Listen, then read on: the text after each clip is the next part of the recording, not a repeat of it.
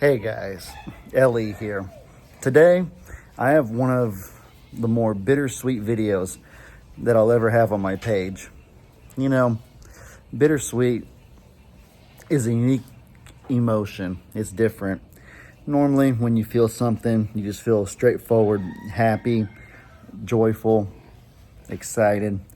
Or if it's something negative, you just feel straightforward, sad, angry, sorrowful, whatever the case. But you can always do something about it, and it's always kind of clear cut, kind of straightforward. Bittersweet is a unique emotion because it obviously has bitter, a part that stings, a part that kind of sucks about it, but also sweet right after it. Silver lining, something positive to make it a little bit better. So there's a little bit of positive and negative to it. And so I just feel completely mixed and torn about what I'm going to share with you right now. And so, without further ado, let's get right into it. So I have my flash on because it's getting kind of dark, but this right here is a hawk. Can y'all believe that? This is not CGI, not a green screen. This is my hand. I'm gonna crouch. This is me right here next to a hawk. Hello. This is my beautiful wife right here in the same stall as a hawk. It is real, I promise. And it's kind of crazy how we have this thing here.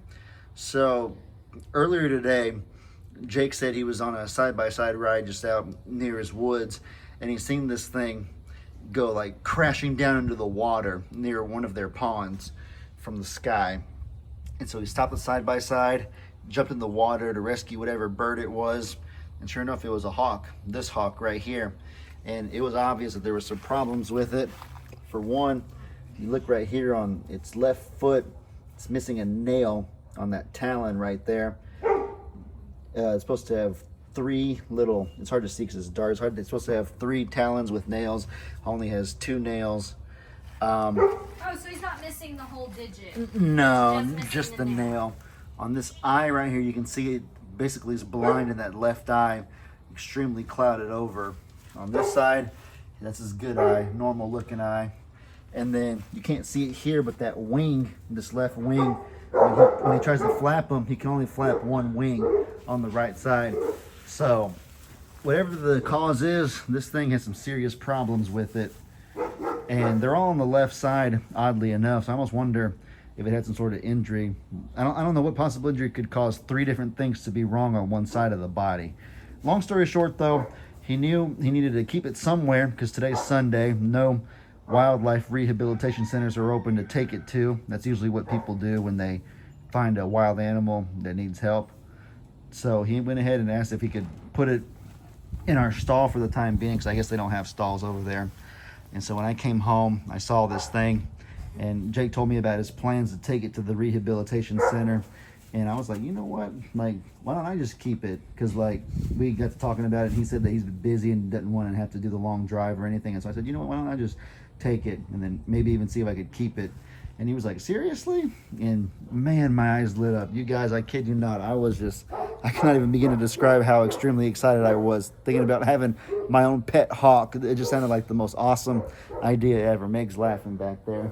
I had all kinds of plans for how I was going to get him friendly and tame, how I was going to, clean his little eye, try to help his wounds on his leg, and just do everything I could for him.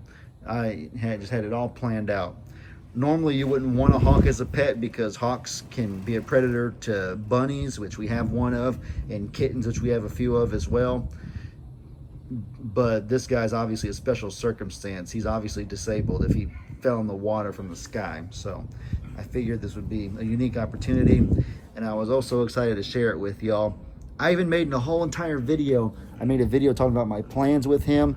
I went around showing all potential new viewers our farm and all of our babies that we currently have and that we've rehabilitated to kind of, I guess, have people be able to put their trust in us to show that we've done things like this before.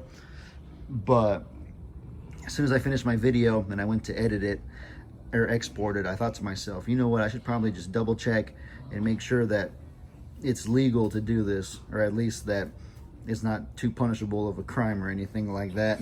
make sure. How far are you willing to go? What class of misdemeanor are you willing to take If for it, the well, hog? if it's a $200 fine, Oh my then I'll pay it in a gosh. heartbeat if it means I get to keep them. That's that kind of thing. But my heart just shattered when I opened Google and I saw what I found. I'm probably being a little bit dramatic, exaggerating a little bit. This is not supposed to be a heart-shattering thing, but it really did disappoint me because I was really excited for this guy. I found out that it is illegal to own a raptor in Texas. Hawks and other birds of prey like that, eagles and such, are considered raptors. And so whenever you rescue one, the instructions are clear cut to, as soon as possible, take it to a wildlife rehabilitation center.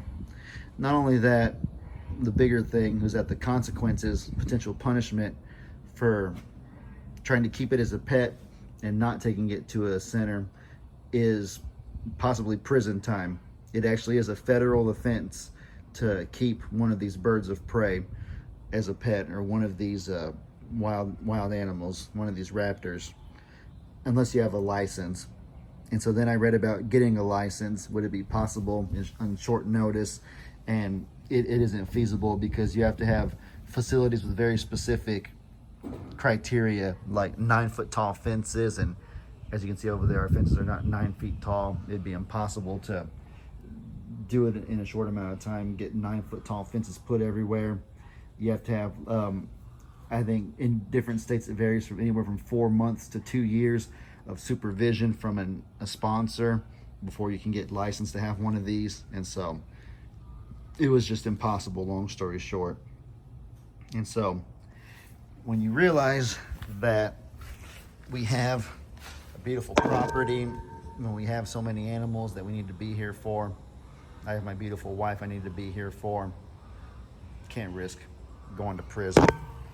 Can't risk getting in trouble like that. Definitely not. Definitely not. Definitely not. And it, man, it just breaks my heart. Because, oh man, I love this little bird. I don't even know much about him. I haven't even touched him yet. I can tell he's scared, so I don't want to rush him. But you guys know that if anybody can tame down a wild animal, an untamed animal, it's us. We've done it with the ABCs, the mini donkeys, with, who else have we done it with? Annabelle, we've tamed her down. One of our old alpaca, Okie Dokie. Angel, our sheep. Walter Melon. Carrie, 2 of our goats. I can go on and on, several different pigs. List goes on and on of different animals that we've been able to tame down. Several cats. So I am just devastated that I'm not going to be able to have the opportunity to do it with this little guy. We're going to take him tomorrow when the wildlife rehabilitation centers open up. We're going to take him to one of them. There's several in our area. And so that'll be that. Man, oh man, it stings. It's bittersweet, like I said at the beginning of the video. Because I know I'm glad that I'm able to be a part of his life, even if just for a day, to help him get to a good place where they'll take good care of him. Hopefully help him get back on his feet, living his best life. But just bitter in that I wanted it to be me, selfishly. I wanted it to be us. Any words, any thoughts, Levy?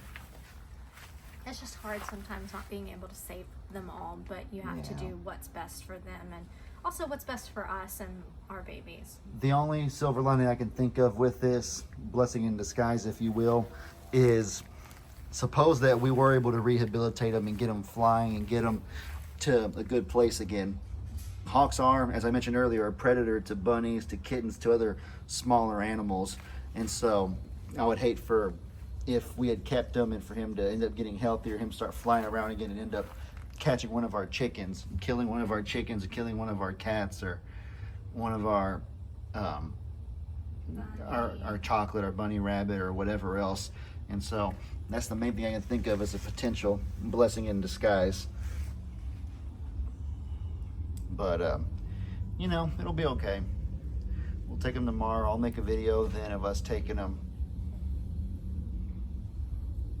He'll get the best care he needs. He'll get the care he needs. Everything happens for a reason. God's plan, God's timing. All right, guys. Well, just wanted to make that quick video. With all that said, I hope y'all enjoyed this little video. Y'all be sure to let me know in the comments all your thoughts and what kind of stuff you guys want to see. I hope you all have an incredibly blessed rest of y'all's day. And as I always say, your boy Ali out.